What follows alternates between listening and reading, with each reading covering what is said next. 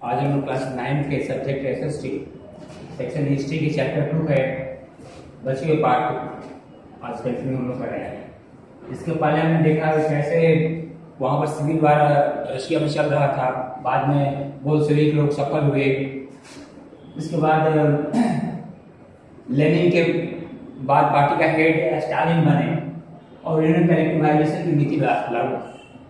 स्टालिनिज्म उसको कहते हैं कि स्टालिन ने पार्टी के हेड बनने के बाद जो नीतियां उन्होंने अपनाई देश के लिए, कठोर नीतियां अपनाई, उससे prices of goods and grains show बहुत ज़्यादा बढ़ गए थे। उस स्थिति में उन्होंने प्राइसेस को फिक्स करने की कोशिश की और साथ ही साथ उनका विश्वास था किसान लोग क्या कर रहे हैं, किसान हो गए, व्यापारी हो गए, अनाज को रोक रखते हैं ताकि प्राइस बढ़ जाए तब जाकर के उसको बेचे मार्केट में। इसके लिए उन्होंने उसको रोक लगाई और बहुत सारे जो ज्यादा ग्रेन्स उसको उन्होंने जब्त करवा दिया। ये स्टालिनिज्म था। कल्टिवाइजेशन ये था, उसमें सामूहिक रूप से इसमें एग्रीकल्चर करने को सबके एक मिला करके बड़े फॉर्म बनाएंगे, उस फॉर्मों में खेती करने को कल्टिवाइजेशन। उसी के बारे में आज हम थोड़ा डिटेल देखते हैं कि 1927 से 1928 तक रशिया के जो भी शहर थे वहां पर अनाज की कमी महसूस की जा रही थी, अनाज की पैदावार कम हो रही थी। किसान लोग जो सरकार क्या कर रही थी, उसको बचने के लिए सरकार अनाज के जो दाम है वो फिक्स कर रही थी, लेकिन जो किसान थे उसको उस फिक्स रेट पर जो सरकार की एजेंसी थी उसको बेचने के तैयार नहीं थे। इसके लिए 1928 में पार्टी के जो बोल्शेविक पार्टी के बहुत सारे सदस्य थे, इन्होंने क्या किया, गांव देहातों में गए ये लोग और उन्होंने जहां पर अनाज की पैदावार होती उसका निरीक्षण करना शुरू किया, सुपरविजन शुरू किया और बलपूर्वक वहां पर अनाज इकट्ठा करना शुरू किया ताकि अनाज कमी जो हो रही थी उसको रोका जा सके। इसके लिए उन्होंने जो कुलक्स जो कहते हैं, वहां पर जो रशिया के जो धनी किसान थे वो कुलक्स बोला जाता था, वहां पर उनके बहुत जगह जहां उनका अनाज रखे उनको वहां भी अनाज जब्त किया गया, वहां के किसानों को। इस तरह में देखिए ये लगातार ये सब प्रयास के बाद भी रशिया में अनाज की कमी महसूस की जा रही थी, अनाज की पैदावार नहीं हो रही थी क्योंकि जमीन जो थी किसानों के पास, जो कुलीन वर्ग के थे वो किसानों की जमीन बांट दी गई थी, छोटे टुकड़ों में किसान खेती करते थे, उतनी पैदावार नहीं हो पाती जितनी जनसंख्या थी। उसके लिए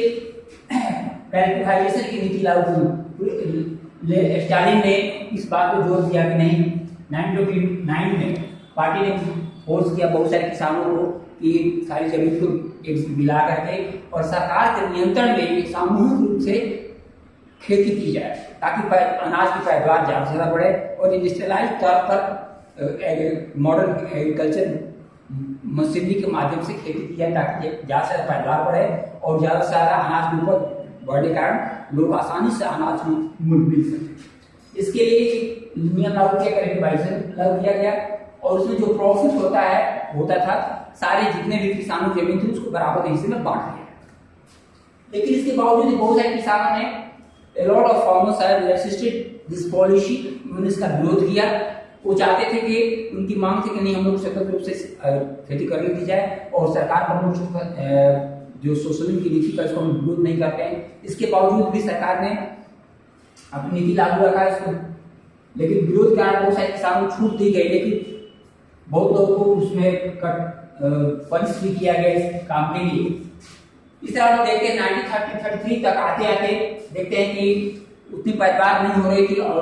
एक भयंकर अकाल पड़ा दूसरी वर्ल्ड के बीच में और nearly 4 million people have died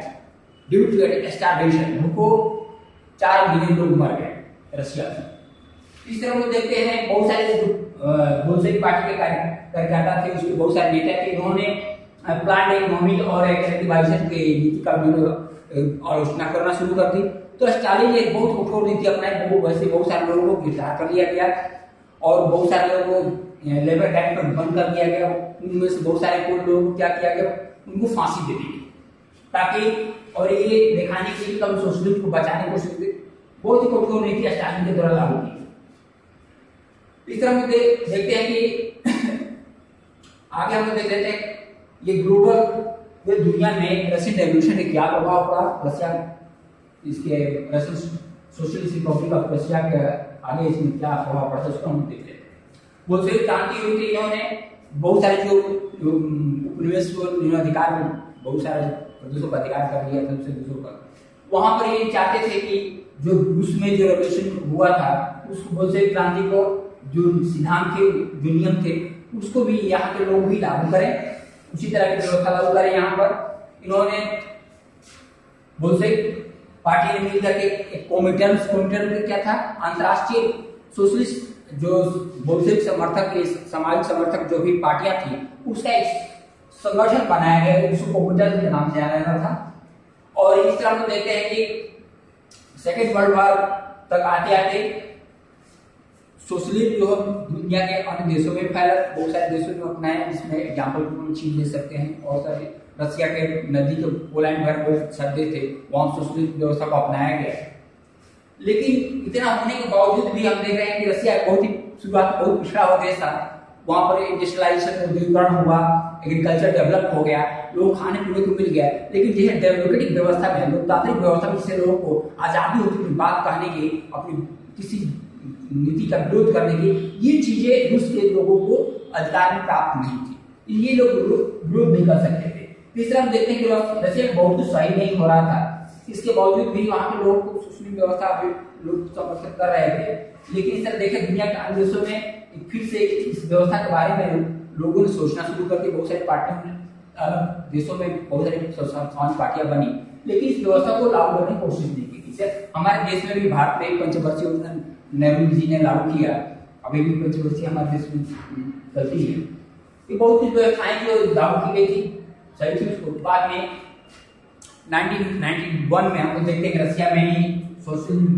समाजवाद खत्म हो गया और वहां डेमोक्रेटिक व्यवस्था लागू